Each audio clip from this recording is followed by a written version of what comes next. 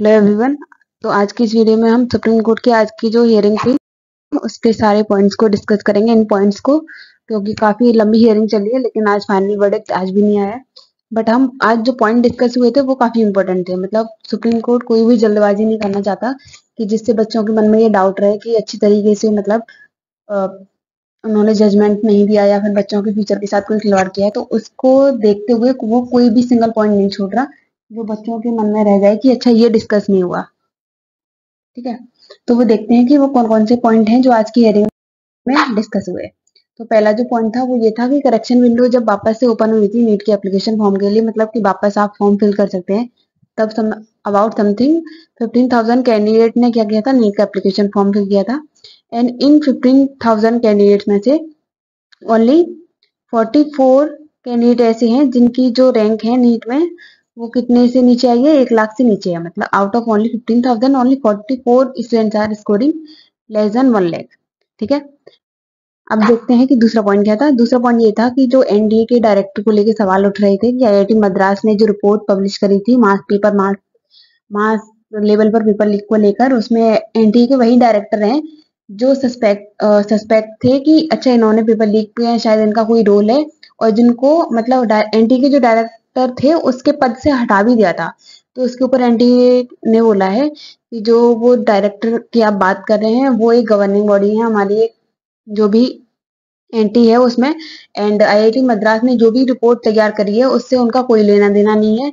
जैसे JEE mains का paper भी एनटी ही कराता है और आज नीट का भी यही कराता है, इसलिए वो वहां पर है। अदरवाइज जो रिपोर्ट तैयार हुई है उससे उनका कोई लेना देना नहीं है। ठीक है, अब देखते हैं कि नेक्स्ट पॉइंट क्या है। नेक्स्ट पॉइंट ये था कि पेपर लीक इन जो हजारीबाग में हुआ था ना, उसको एनटीए ने एक्सेप्ट किया कि हाँ हजारीबाग में पेपर लीक हुआ है। बट उसने बोला है कि सिर्फ 2 सेंटर पर पेपर लीक हुआ है, एक हजारीबाग दूसरा पटना। ठीक है, और उसने ये भी बोला है कि 4 मई को पेपर लीक नहीं हुआ है, ओनली 5 मई को इन द मॉर्निंग में पेपर लीक हुआ है, वो भी 8:30 बजे के अराउंड। ठीक है, उसने बोला है एनटीए ने कि 8:30 बजे पेपर लीक हुआ है।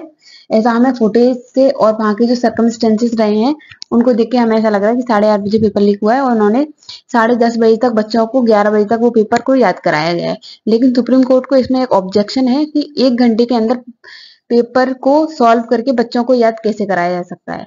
या तो पेपर को पहले लीक होना चाहिए, अदरवाइज मतलब ज्यादा टाइम लगेगा बच्चों को पेपर को सॉल्व करके और उनको याद दिलाने में। मतलब इतना भी आसान नहीं है कि आप 200 क्वेश्चन इतनी जल्दी याद कर लो। तो सुप्रीम कोर्ट को इसमें ऑब्जेक्शन है। ठीक है, फिर कि अब ये क्वेश्चन था कि अगर पेपर सुबह मॉर्निंग में हुआ है तो फिर पटना तक पेपर कैसे पहुंचा, अगर मास लेवल पर पेपर लीक नहीं हुआ तो। उसका एनटीए ने ये जवाब दिया है कि व्हाट्सएप नंबर के थ्रू जो है पटना के एक सेंटर पर पेपर को पहुंचाया गया था हजारीबाग से। ठीक है, तो इसमें इसलिए पेपर लीक मास लेवल पर नहीं हुआ है क्योंकि सिर्फ 2 सेंटर पर ही वो कन्फाइंड है। ठीक है, तो ये था दूसरा। अब एनडीए ने कुछ पॉइंट्स और दिए हैं कि जो ये शो करते हैं कि मास लेवल पर पेपर लीक नहीं हुआ है। उन्होंने बोला है कि पटना के जिस सेंटर पर पेपर लीक हुआ था उसमें से कितने कैंडिडेट प्रेजेंट थे, वहां 2760 कैंडिडेट थे। ठीक है, उनमें से ओनली 80 कैंडिडेट्स आर स्कोरिंग, मतलब उनका जो रैंक है 1 लाख से कम है। तो ये काफी ह्यूज नंबर है क्योंकि 25 लाख में से 80 कैंडिडेट सिर्फ एक ही सेंटर से, तो उसका ही उसने बोला है कि ये पेपर लीक वाला सेंटर है। ठीक है, और नहीं हुआ है उसका उसने रीजन ये दिया है कि जैसे इन 2024 ओनली 1561 कैंडिडेट्स आर स्कोरिंग, मतलब जिनका रैंक 70,000 1 लाख से कम है। ठीक है, लेकिन 2023 में ये डाटा कितना था, 1993। तो उसने बोला कि ये डाटा और घट गया है 2023 के अकॉर्डिंग। अगर मास लेवल पर पेपर लीक हुआ होता तो इस डाटा को बढ़ना चाहिए था, और है ना, जो भी मतलब जिस भी लेवल पर पेपर लीक होता है, लेकिन ये डाटा घटा है और बढ़ा नहीं है ना। तो ये शो करता है कि पेपर मास लेवल पर लीक नहीं हुआ है। ठीक है, ये पॉइंट उनके थे और सुप्रीम कोर्ट ने इनको कंसीडर भी किया है। अब सुप्रीम कोर्ट ने जो एनडीए को ऑर्डर दिए उन्होंने बोला है, पहले बात तो ये कि आप वापस नीट का जो रिजल्ट है उसे पब्लिश करेंगे by preserving the identity of the students. मतलब आप उनका एप्लीकेशन नंबर नहीं पब्लिश करेंगे, उनका रोल नंबर पब्लिश नहीं करेंगे, आप उनका स्कोर कार्ड पब्लिश करेंगे और सेंटर वाइज करेंगे कि अच्छा इस सेंटर पर इतने बच्चे आए थे, इस बच्चे का इतना स्कोर आया है, इस बच्चे का इतना स्कोर आया है। ठीक है, मतलब आप स्टूडेंट की आइडेंटिटी को प्रिजर्व करके बाकी जो भी डिटेल्स रिक्वायर्ड है वो आप पब्लिश कर देंगे। वैसे तो उन्होंने बोला था ये आपको फ्राइडे तक करना है, पर एनटी ने बोला कि डाटा बहुत बड़ा है तो हमें थोड़ा टाइम चाहिए, तो इसलिए अब वो ये उनको सैटरडे तक करना है। सैटरडे 12 बजे तक उन्हें ये रिपोर्ट जो है, मतलब डाटा जो है, पूरा रिजल्ट जो है वो वापस पब्लिश करना है। ठीक है, हम देखते हैं कि सुप्रीम कोर्ट ने एक और चीज बोली है कि जो भी बिहार पुलिस की इन्वेस्टिगेशन थी वो सारी हमें चाहिए। उन्होंने क्या क्या करी, क्या क्या पॉइंट्स उनको निकल के आए, उनको कब पता चला, कैसे पता चला, किसने बताया, और क्या क्या उन्होंने स्टेप्स लिए, क्या क्या उन्होंने फॉलो किया, वो रिपोर्ट फिर सीबीआई की रिपोर्ट दोनों को मैच किया जाएगा। आईआईटी मद्रास की रिपोर्ट और जो एनटीए जो अपना रियल पब्लिश करेगी वो रिपोर्ट, वो एक थर्ड पार्टी बनाई जाएगी जो इन सारी रिपोर्ट्स को क्या करेगी, मैच। अगर अलग अलग होती हैं तो फिर देखेंगे कि क्या करना है, अगर मैच होती हैं तो फिर कोई बात ही नहीं है।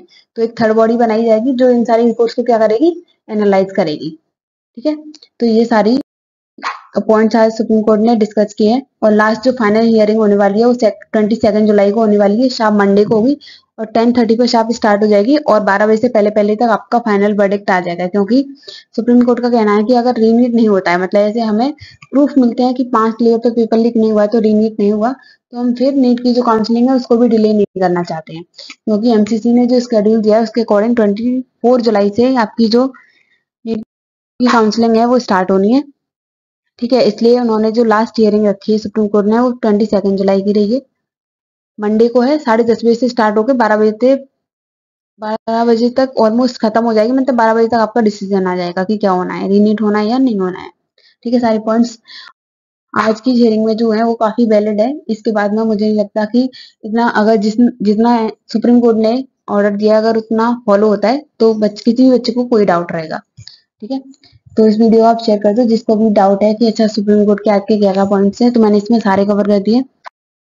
ठीक है, और इस वीडियो को शेयर कर सकते हो आप सब लोगों के साथ में, और इस चैनल को लाइक शेयर सब्सक्राइब कर सकते हो। सो थैंक यू, एंड अगर कोई डाउट है तो कमेंट सेक्शन में कमेंट कर देना।